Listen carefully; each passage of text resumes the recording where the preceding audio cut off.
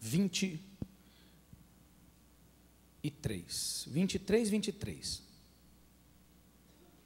23, 23. Mateus 23, 23. Pronto?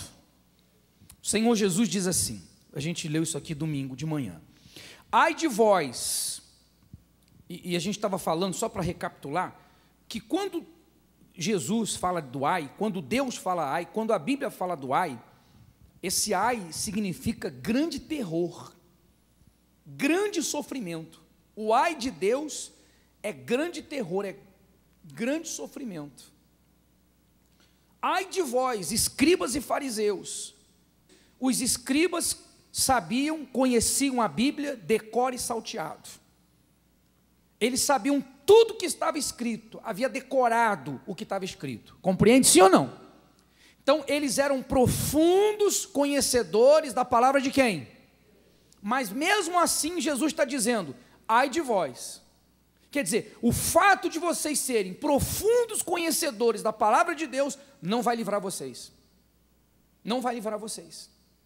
O fato de vocês até terem um certo status na sociedade da época, pela posição de escribas, não vai livrar vocês.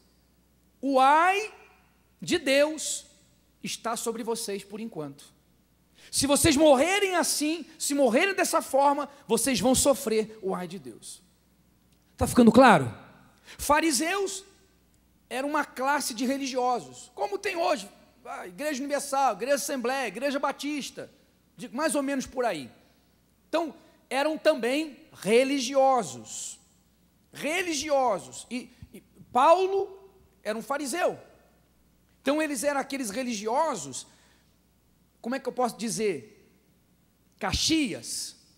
Aqueles religiosos que viam os detalhes da religiosidade. Então o Senhor Jesus está falando aqui com duas pessoas que aos olhos humanos, que aparentemente, que para as outras pessoas, elas estavam acima dos outros. Elas estavam mais perto de Deus, elas eram mais importantes para Deus. Me faço entender, sim ou não? Aos olhos humanos, eram pessoas importantes e eram pessoas de Deus, mas só aos olhos humanos. Como aqui, aos olhos humanos, desde mim aqui de cima do altar, até a última pessoa lá na entrada, todos nós temos uma aparência. Quem passa na rua, esse povo aí é evangélico, ou seja lá, o que for, todos nós parecemos iguais. Os pastores, obreiros, principalmente então pastor, obreiro, não, tudo santo, tudo de Deus. E essas coisas que as pessoas falam, tão mais próximos de Deus, aos olhos humanos. Mas Deus não olha como os homens. Deus não está vendo a minha gravata, e nem o fato de eu estar aqui em cima do altar, passando para você alguma coisa. Nem eles, nem vocês. Ele está vendo os meus pensamentos, as minhas atitudes, as minhas reações, o que eu fiz hoje durante o dia, o que eu vou fazer daqui a pouco quando eu sair do altar. Se eu estou vivendo o que eu estou pregando, se eu estou sendo um mentiroso ou um hipócrita, um falso. E assim com cada um de nós. Lembra quando Samuel, o profeta, foi na casa de Davi, porque Deus disse que de lá sairia o novo rei de Israel? Ele viu um dos irmãos de Davi e pela aparência, pela postura, ele se convenceu, não, esse aí vai ser o novo rei de Israel. E Deus disse, meu filho Samuel, eu não vejo como o homem, eu estou vendo o coração. E esse que você está aprovando pela aparência, eu estou reprovando pelo coração. Então, todos nós temos que parar para nos examinarmos, porque Deus não quer saber o que eu estou fazendo, Ele quer saber quem eu sou. Aliás, Ele não quer saber não, Ele não está vendo o que eu estou fazendo, Ele está vendo o que eu estou sendo. O que eu sou de verdade? Então, aqueles que pareciam ter maior influência, ou santidade, ou seja lá o que for, para o povo, para o Senhor Jesus, eram os mais condenados, ao ponto dele dizer, ai de vós, e ainda por cima chamar, de quê? Hipócritas. Ai de vós, escribas e fariseus, hipócritas. Então você vê que em certos momentos, O Senhor Jesus usava uma linguagem agressiva, ofensiva. Quando ele via que o caso era muito grave, que a pessoa estava muito enganada, iludida, convencida da salvação, mas no inferno, para tentar salvar, então ele usava até uma linguagem ofensiva, agressiva. Ele não ia com jeitinho. Hipócritas. Porque é como na Igreja Universal: ou eles acordavam, despertavam e saíam do inferno para o céu, ou ficariam com raiva dele e permaneceriam no inferno de uma vez por todas. Na Igreja Universal. Você nunca vai ver a gente aqui, você vai ver a gente dando a vida por você. O que precisar fazer, se tiver que ir no hospital, se tiver que fazer visita, se tiver que atender, não interessa o que tem que fazer, mas você nunca vai ver a gente aqui tentando te agradar, passar a mão na sua cabeça, ganhar você por amizade, fazer um culto muito bonito que faça você se emocionar e gostar. Nunca você vai ver isso, porque se você vê, então foge. Você nunca vai ver isso. E o que nós falamos aqui, principalmente quarta-feira, ou faz você ter raiva, ódio, até sair, ou faz você se converter, entregar sua vida a Deus e ser salvo. Porque é melhor se perder logo de uma vez, do que ficar morno na igreja. Porque se perder de uma vez, vai cair na mão do diabo, e de repente, há muitos que no sofrimento, na dor, no gemido, na angústia, comendo o pão que o diabo amassa, acorda e busca e é salvo de verdade. Porque se ficar morno na igreja, não tem salvação. Porque para Deus vai ser hipócrita. Está perdido para sempre. Você está compreendendo? Sim ou não? Por isso que na Igreja Universal é assim. É a verdade que a gente fala. A gente não está preocupado em ter membros, em aumentar o número de membros, não está preocupado com isso. A gente quer, mas a preocupação é a verdade, a sua alma. Para onde você vai? E porque era assim que o Senhor Jesus trabalhava. Então, vê como é que a aparência engana. Vê como é que a aparência engana. E quantas pessoas estão enganadas e se enganando só porque estão dentro da igreja, e dentro da Igreja Universal, ou porque aprenderam a usar a fé, estão vencendo, conquistando, tendo testemunho para contar. Isso não quer dizer nada. Quer dizer que a pessoa aprendeu a usar a fé. Ai de vós, escribas, fariseus, hipócritas, porque dais o dízimo, dais o quê? Da hortelã, do endro e do cominho, e tendes negligenciado os preceitos mais importantes da lei: a justiça, a misericórdia e a fé. Devíeis, porém, fazer estas coisas. Que coisas? Que coisas? Devolver os dízimos. Dizem que Jesus não fala dos dízimos, que dízimo é coisa da lei do Velho Testamento, mas aqui Jesus está falando, vocês deviam fazer isso, vocês deviam devolver o dízimo, do jeito que vocês estão fazendo, porque você vê que eles devolviam o dízimo até esse negócio aqui, como é que chama? Dona de casa que conhece, cominho, endro, não é um negocinho pequenininho? Sim ou não? É um negocinho pequenininho, coisinhas que você usa na comida.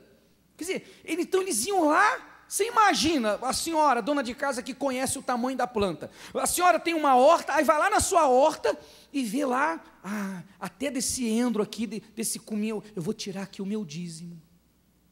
Imagina. Então, nesse aspecto, eles, até o detalhezinho, até o pequenininho, não escapava nada. Porém, embora eles fizessem isso, desprezavam a justiça, a misericórdia e a fé. E para Deus não existe lei da compensação. Então, é a mesma coisa a pessoa que ela traz o dízimo direitinho da empresa dela, se ela ganhar alguma coisa, se ela vender, ela traz o dízimo de tudo. Ela tem fé para apresentar sacrifícios, ela tem fé para fazer votos, ela vê resultados, ela dá testemunhos. Mas se estiver desprezando a justiça, a misericórdia e a fé, para Deus é hipócrita. Isso é sério. Será que de repente, sem perceber, você não estava assim? Há quem até bata no peito e diga: eu sou dizimista fiel, nunca falhei. Há quem bata no peito e diga: eu tenho coragem para sacrificar, já sacrifiquei isso, aquilo outro. Mas aos olhos de Deus está como hipócrita. E o que está reservado para você, apesar das suas conquistas, é o ai de Deus. Então, você vê que com Deus, ou é tudo, ou é nada. Não tem lei de compensação com Deus. Eu não faço isso, mas pelo menos por outro lado, não existe isso com Deus. Ou eu sou de Deus ou não sou, eu sou dele ou não sou. Ou Ele é o Senhor da minha vida, e é Ele que rege a minha vida. É Ele quem dita as regras na minha vida.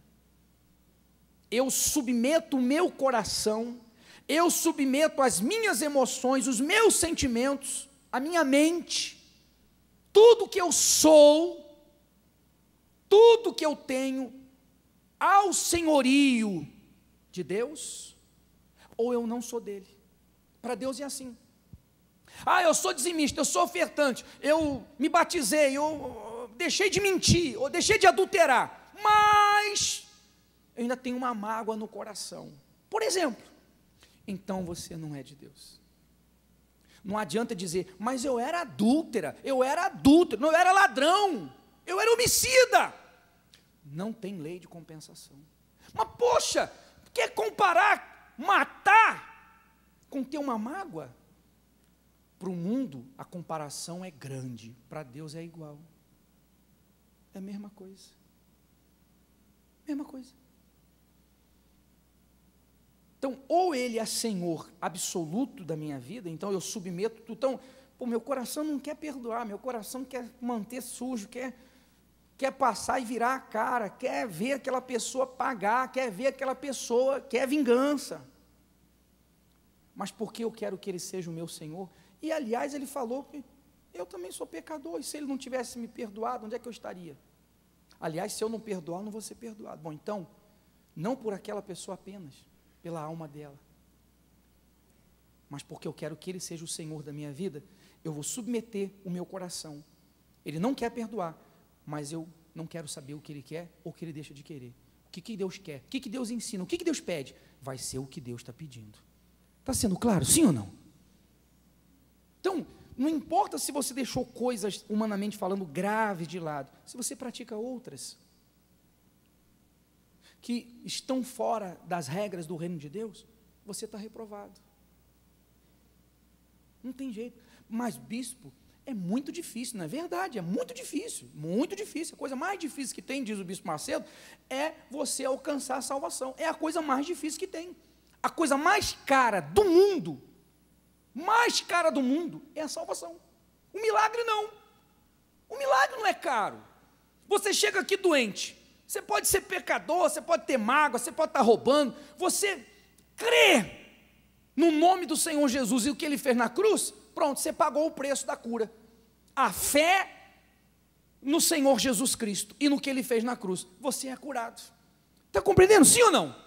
Você chega aqui na miséria, falido, derrotado, aí você paga o preço, você vem segunda-feira, você devolve o seu dízimo, você faz a sua oferta, seu voto, você tem coragem para se lançar no altar, pronto, você vai pagar a sua dívida.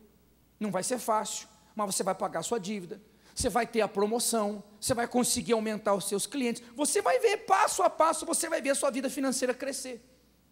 É uma coisa, mas o reino de Deus, não. O reino de Deus não é uma oferta, não é um sacrifício, não é 2 vezes por ano, não é uma oferta que você tira uma parte do seu salário. A salvação é tudo que você é, tudo que você é, todo o teu ser no altar de Deus, todos os dias. Amém, pessoal? Todos os dias, todos os dias. Não é uma campanha, não é um propósito, é todos os dias. É a coisa mais cara e mais difícil do mundo, é a salvação. Por quê? Porque não existe nada que se compare com a salvação. Nada. É o preço, minha amiga, meu amigo, de você perdoar, de você abandonar o pecado, de você abandonar as coisas erradas, de você viver pelo reino de Deus, no caminho estreito, a porta apertada. É o preço para você ser livre de uma eternidade de dor, de gemido, de ser queimado no fogo do inferno, do lago de fogo, que é pior que o inferno, para sempre, atormentado para sempre, no lago de fogo e enxofre, não há dia e não há noite, há só o sempre, sempre, sempre, vermes que não morrem e o fogo que nunca se apaga. Quem nunca queimou pelo menos o dedo no fogo? Que dor desgraçada do inferno. E isso não é nada. Imagine o seu corpo inteiro espiritual sendo queimado no fogo sem parar. Se você se jogar em fogo no seu corpo, você vai sentir uma dor, seu cérebro vai desligar, você vai desmaiar. Mas no inferno não tem como desligar, não tem desmaio, não tem morfina, não tem coma induzido, não tem nada. É dia e noite, ou melhor, o sempre queimando, sendo atormentado por vermes, pelo fogo, e olhando para o lado, e vendo não só os outros que rejeitaram Jesus, mas o próprio diabo queimando do lado. Então, o preço que eu tiver que pagar para não ir para esse lugar maldito, e muito melhor do que isso, ou mais do que isso, não ir para o inferno, ir para os braços de Deus, na cidade que Ele está construindo e preparando para nós, não é para Ele, para nós, ruas de ouro, enfim, pedras preciosas, também sem dia e sem noite, e sem sol para iluminar. É a presença de Deus que vai iluminar tudo, sem choro, sem perturbação. Lá não tem perturbação, não tem preocupação com dívida, com conta, com funcionário, com patrão, com mulher, com marido, com filho, não tem nada, com o diabo. Aqui a gente tem que viver atento, toda hora, vigiando. O diabo vem de todos os lados, toda hora ele cria uma situação, toda hora cria um problema, toda hora a gente tem que estar defendendo a fé, toda hora tem que estar defendendo tudo. Lá não tem isso. Então você quer um lugar tão extraordinário como esse, e ser livre de um lugar tão terrivelmente extraordinário, pagando qualquer preço, frequentando a igreja, dando dízimo, fazendo voto? Não. Se você quer tirar férias, se você quiser ir nas praias por aqui, você paga um preço. Se você quiser ir numa praia lá, Recife, sei lá, para aqueles lugares, você paga outro. Se for lá para a Bahia, não sei do que, das galinhas, você vai pagar outro. Se você quiser, você está rindo de quê? Não é verdade? Se quiser ir lá para Caribe, sei lá para onde, você vai pagar outro preço. Sim ou não? Você quer ir para Noronha, só vai de avião, e me parece que é um grupo limitado. Enfim, dependendo, quanto mais extraordinário for o lugar que você quiser descansar, maior vai ser o preço. Sim ou não? Para um mês, 15 dias, uma semana. O preço que Jesus está falando é a eternidade num paraíso que é incomparavelmente, infinitamente superior a qualquer paraíso da terra. Quantos de vocês aqui que já tiveram condições e gastaram fortunas para poder passar alguns dias num paraíso como esse, relaxando, telefone desligado, só curtindo aquela paz, a vista bonita? Você gastou uma fortuna, dependendo do lugar que você foi, não vale a pena. Você passou o ano inteiro trabalhando, o ano inteiro. Aí você pega uma pequena fortuna do seu, uma parcela do que você ganhou, mas vale a pena, porque aquele lugar, eu vou voltar naquele lugar. Sim ou não? Verdade ou mentira? Bispo, eu não consigo passar de Paranaguá. Você vai chegar lá. Mas você está entendendo o que eu estou dizendo, não está? Sim ou não? Então você paga para ir longe porque o lugar vale o quê? Vale a pena. Poxa, você volta com a mente, sei lá. Então, imagine o céu, pessoal. Então não custa qualquer coisa, não. É a sua vida inteira, é vida por vida. Porque você não vai passar no céu ou na Nova Jerusalém uma semana, um mês. Não são férias, não. Ah, vou lá para Jerusalém 15 dias. Não, é o resto. Você vai viver lá. Viver. Então você vai ter que pagar o preço para entrar lá. E o preço é se submeter ao Senhor desse lugar e às leis desse reino. Se submeter às leis desse reino. Então, se eu não me submeto às leis desse reino e ao Senhor desse reino, Ele não vai me permitir entrar lá. Porque, por exemplo, você pode entrar nos Estados Unidos clandestinamente, você pode enganar, você pode dar um jeito, e pode ser que você fique lá muitos anos e o governo nunca descubra você, mas Deus não. Não tem várias entradas para o reino de Deus, só tem uma. Para os Estados Unidos tem várias formas de entrar, para o reino de Deus só tem uma: Jesus. Eu sou a porta, não tem outra porta. Então, quando você chega a Jesus, como os hipócritas, como os fariseus, então você não precisa falar nada, porque Ele já sabe se você está sujeito às leis do reino dele, a Ele ou não. Está compreendendo, pessoal? Me faça entender, sim ou não? Se fosse agora, você teria sim ou teria o não? O sim ou não? A porta estaria aberta ou fechada? Pensa. Não tem jeito. Não vai dar tempo. Quarta-feira que vem eu vou falar da justiça, misericórdia e fé. O que quer dizer isso? O que ele quis dizer? Desprezam a justiça, a misericórdia e a fé. Traga a Bíblia aberta já no domingo. Ou na quarta. Apaga aí, por favor. Vamos ao vídeo para a gente buscar o Espírito Santo. E aí eu quero mostrar a você o seguinte, porque há muita gente que ainda fica ouvindo o diabo e fica em dúvida: será que vai ter mesmo céu e inferno? Será mesmo que o mundo vai acabar, que Jesus vai voltar? Será?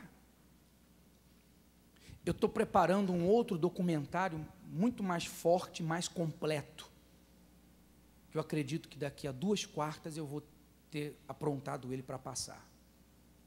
Mas está aqui, você vai entender.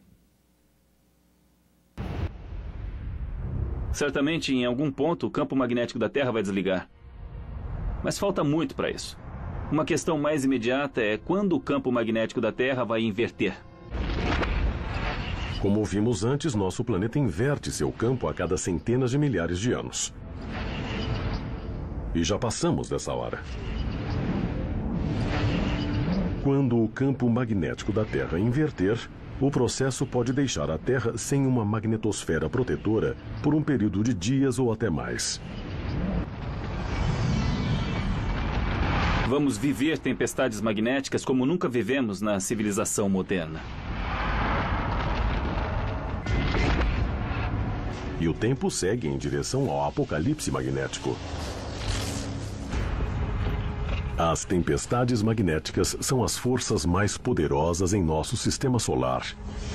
E elas foram quase completamente desconsideradas pela ciência. Essas tempestades já prejudicaram nosso planeta antes. Em 1989, uma erupção solar atingiu a América do Norte, varrendo a energia de Quebec e de uma área ao redor. 6 milhões de pessoas ficaram sem energia no meio do inverno frio canadense. A eletricidade foi restaurada em um dia, evitando uma catástrofe maior. Mas a tempestade de Quebec foi pequena.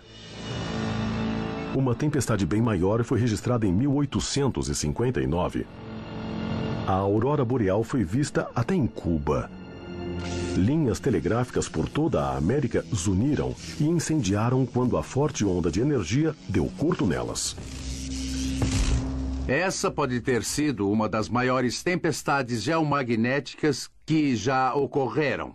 Literalmente 10 vezes maior que o que causou os problemas na América do Norte em 1989. Novos dados do SDO e de outros observatórios mostram que essas imensas tempestades solares são bem mais comuns do que imaginamos. O que aconteceria se a mesma tempestade gigante de 1859 atingisse nosso planeta hoje? O desastre começaria com uma mancha solar entrando em erupção na superfície do Sol, disparando bilhões de toneladas de materiais diretamente na Terra. Em 8 minutos, raios gama e raios X varreriam a maioria dos satélites. Nossa sociedade conectada agora estaria cega. Sem GPS, sem navegação aérea, sem satélite ou televisão a cabo. De 8 a 16 horas, a grande massa de material solar ejetada atingiria a magnetosfera da Terra, a tomaria e explodiria na face do planeta. A infraestrutura vai começar a ver as correntes criadas fluindo por grandes linhas de força. Isso vai fazer com que os transformadores de energia explodam por todo o país. Quando os transformadores enguiçam, cada equipamento elétrico na América enguiça com eles. É uma infraestrutura crítica, provavelmente a infraestrutura de base. Se você tirar o suprimento elétrico, praticamente todas as outras infraestruturas vão falhar imediatamente ou em alguns dias. De onde vai sair a água potável? Ela precisa de eletricidade em vários casos para ser bombeada. Então você não vai ter água para beber. Não vai ter luzes, a não ser que tenha seu próprio gerador. E quando o gerador ficar sem combustível, bom, se você correr para o posto de gasolina para pegar mais combustível para o gerador, não vai haver eletricidade para acionar as bombas. A eletricidade não vai voltar porque os transformadores vão estar muito destruídos para serem consertados. Eles terão que ser completamente substituídos, e isso não é tão simples. É preciso ao menos 6 meses para se construir um único transformador do zero. Isso significa nada de eletricidade, nem de água, nem de combustível, nem de bancos, por 6 meses nas cidades maiores. As pequenas cidades vão demorar ainda mais. A reconstrução de toda a rede pode levar mais de uma década. O custo do reparo é enorme. O custo em vidas humanas é perturbador. Literalmente não há como sustentarmos uma população de 300 milhões nesse país com um colapso nessa escala.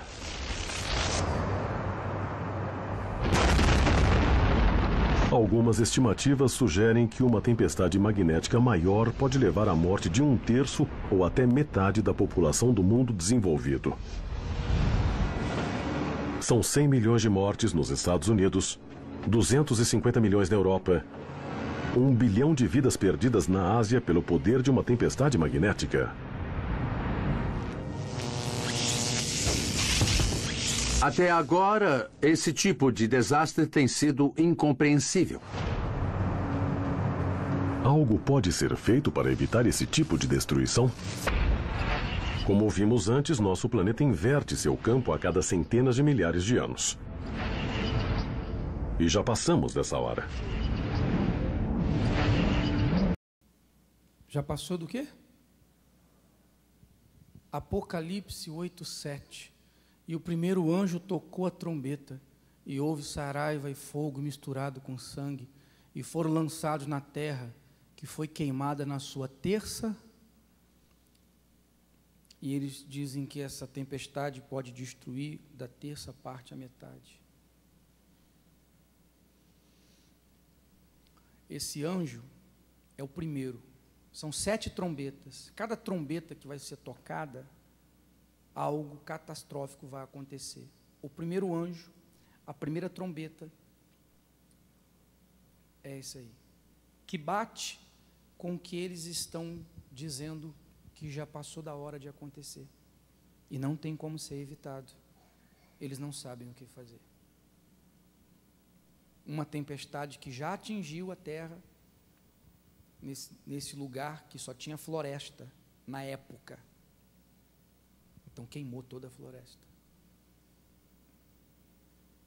Então o que está escrito aqui, há 2000 anos atrás, o que eles estão descobrindo agora já está aqui escrito há 2000 anos atrás. E o que eu quero que você entenda é o seguinte: quando é que isso vai acontecer? Isso bate com a descrição da primeira? Mas a primeira trombeta só vai ser tocada na volta de Jesus. Se já passou da hora de acontecer, pode acontecer a qualquer hora. Em outras palavras, a primeira trombeta pode ser tocada a qualquer? Então a volta de Jesus está muito mais próxima do que você possa imaginar, do que nós podemos imaginar. Por isso, quando às vezes a gente fala duro, não é para condenar, jogar pedra, porque eu tenho que cuidar da minha vida também. É porque não dá para brincar com a salvação. Não dá. Só para pula aqui o que a gente vai falar, só para completar. Depois, continuando, o Senhor Jesus falou, 25. Ai de vós, escribas e fariseus hipócritas, por quê? Limpais o exterior do copo e do prato, mas estes por dentro estão cheios de rapina e intemperança.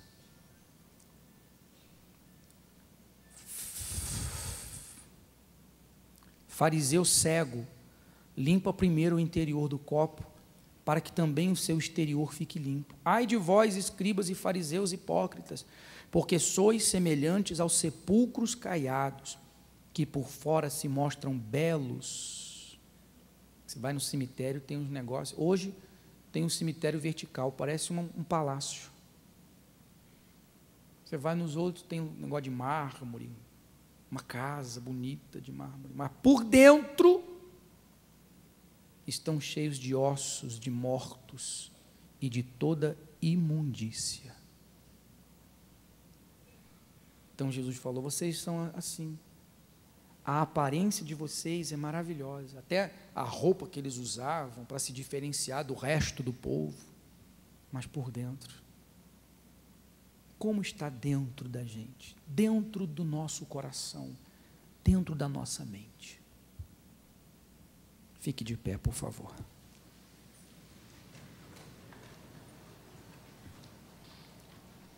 Feche os seus olhos.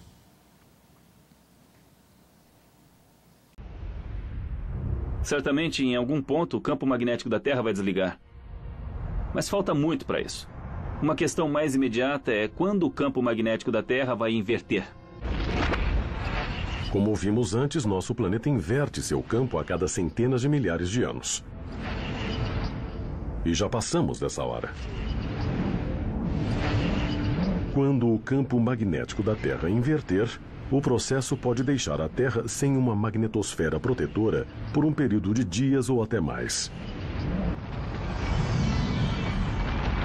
Vamos viver tempestades magnéticas como nunca vivemos na civilização moderna. E o tempo segue em direção ao apocalipse magnético. As tempestades magnéticas são as forças mais poderosas em nosso sistema solar. E elas foram quase completamente desconsideradas pela ciência. Essas tempestades já prejudicaram nosso planeta antes. Em 1989, uma erupção solar atingiu a América do Norte, varrendo a energia de Quebec e de uma área ao redor. 6 milhões de pessoas ficaram sem energia no meio do inverno frio canadense. A eletricidade foi restaurada em um dia, evitando uma catástrofe maior. Mas a tempestade de Quebec foi pequena. Uma tempestade bem maior foi registrada em 1859. A aurora boreal foi vista até em Cuba. Linhas telegráficas por toda a América zuniram e incendiaram quando a forte onda de energia deu curto nelas. Essa pode ter sido uma das maiores tempestades geomagnéticas que já ocorreram. Literalmente 10 vezes maior que o que causou os problemas na América do Norte em 1989. Novos dados do SDO e de outros observatórios mostram que essas imensas tempestades solares são bem mais comuns do que imaginamos. O que aconteceria se a mesma tempestade gigante de 1859 atingisse nosso planeta hoje? O desastre começaria com uma mancha solar entrando em erupção na superfície do Sol, disparando bilhões de toneladas de materiais diretamente na Terra. Em 8 minutos, raios gama e raios X varreriam a maioria dos satélites. Nossa sociedade conectada agora estaria cega. Sem GPS, sem navegação aérea, sem satélite ou televisão a cabo. De 8 a 16 horas, a grande massa de material solar ejetada atingiria a magnetosfera da Terra, a tomaria e explodiria na face do planeta. A infraestrutura vai começar a ver as correntes criadas fluindo por grandes linhas de força. Isso vai fazer com que os transformadores de energia explodam por todo o país. Quando os transformadores enguiçam, cada equipamento elétrico na América enguiça com eles. É uma infraestrutura crítica. Provavelmente a infraestrutura de base. Se você tirar o suprimento elétrico, praticamente todas as outras infraestruturas vão falhar imediatamente ou em alguns dias. De onde vai sair a água potável? Ela precisa de eletricidade em vários casos para ser bombeada. Então você não vai ter água para beber. Não vai ter luzes, a não ser que tenha seu próprio gerador. E quando o gerador ficar sem combustível, bom, se você correr para o posto de gasolina para pegar mais combustível para o gerador, não vai haver eletricidade para acionar as bombas. A eletricidade não vai voltar porque os transformadores vão estar muito destruídos para serem consertados. Eles terão que ser completamente substituídos, e isso não é tão simples. É preciso ao menos 6 meses para se construir um único transformador do zero. Isso significa nada de eletricidade, nem de água, nem de combustível, nem de bancos, por 6 meses nas cidades maiores. As pequenas cidades vão demorar ainda mais. A reconstrução de toda a rede pode levar mais de uma década. O custo do reparo é enorme. O custo em vidas humanas é perturbador. Literalmente não há como sustentarmos uma população de 300 milhões nesse país com um colapso nessa escala.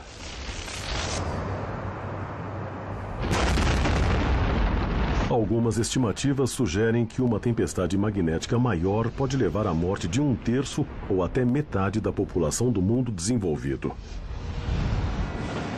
São 100 milhões de mortes nos Estados Unidos, 250 milhões na Europa, 1 bilhão de vidas perdidas na Ásia pelo poder de uma tempestade magnética. Até agora, esse tipo de desastre tem sido incompreensível. Algo pode ser feito para evitar esse tipo de destruição? Como vimos antes, nosso planeta inverte seu campo a cada centenas de milhares de anos. E já passamos dessa hora.